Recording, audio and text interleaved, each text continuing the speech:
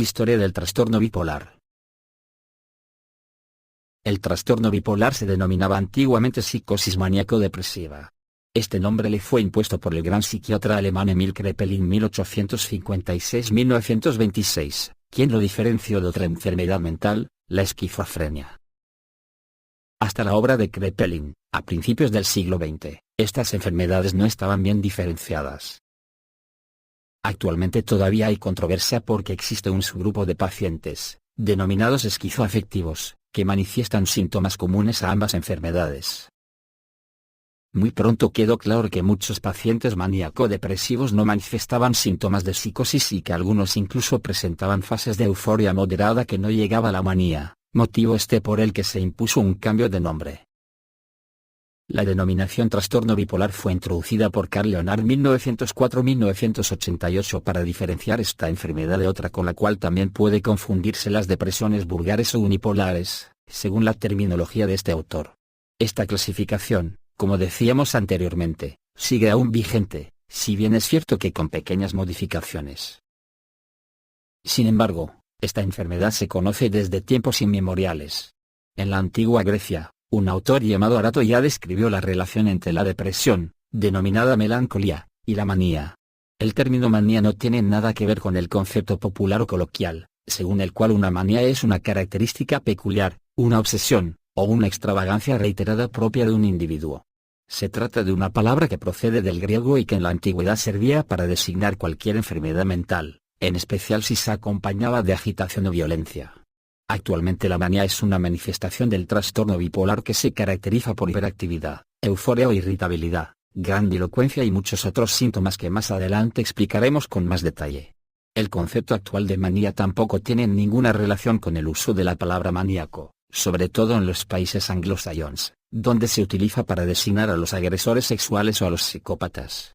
Como podemos ver, la terminología psiquiátrica está popularmente muy contaminada por connotaciones peyorativas que no ayudan en nada a los afectados a aceptar de buen grado la realidad de su enfermedad. Los primeros en difundir la idea de que la manía y la depresión son fases distintas y en muchos aspectos opuestas de una misma enfermedad fueron los psiquiatras franceses Falleret y Baillarger.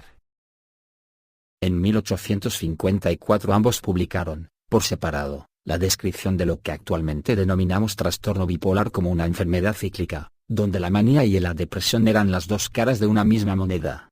Posteriormente, como ya hemos dicho, Kraepelin diferenciaría esta evolución cíclica con periodos asintomáticos de la evolución crónica de la esquizofrenia. Así, para entender esta enfermedad se introdujo un concepto fundamental denominado curso longitudinal. Este concepto implica que la enfermedad en sí no es la manía o la depresión, sino la vulnerabilidad para sufrir episodios de manía o depresión.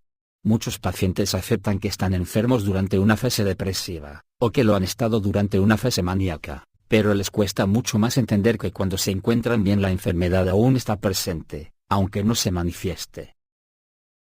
Curiosamente, 100 años antes de la obra de Falleret y Baillarger, el médico aragonés Andrés Piquer 1711-1772, médico de cámara de Fernando V y Carlos I, ya había descrito minuciosamente la íntima relación entre melancolía y manía como parte de una misma enfermedad. Lo hizo partiendo del profundo conocimiento que tenía del rey Fernando V, quien padecía un trastorno bipolar. Lamentablemente la obra de Piquer es prácticamente desconocida en el ámbito de la psiquiatría y son pocos quienes reconocen el mérito de este médico del siglo XVIII quien se avanzó a su tiempo, aunque su obra fue publicada en su mayor parte de forma póstuma por su hijo. Así pues, hablamos de una enfermedad que ha acompañado al ser humano desde los inicios de su historia.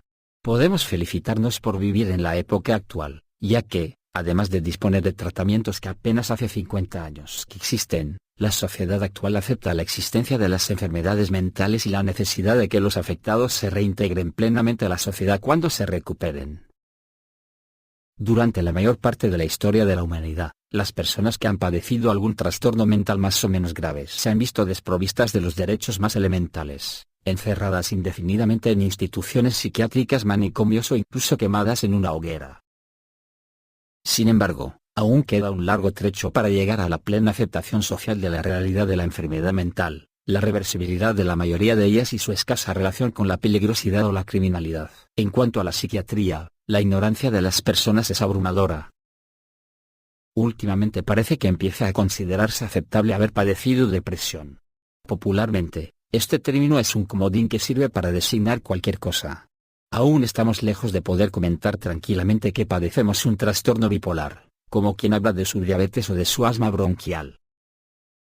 La reciente historia del trastorno bipolar viene marcada por la aparición de medicamentos, en especial el litio, y por la unificación de los criterios para el diagnóstico según una clasificación inicialmente denominada DSM-3, a la que han seguido el DSM-4 y la CIE-10.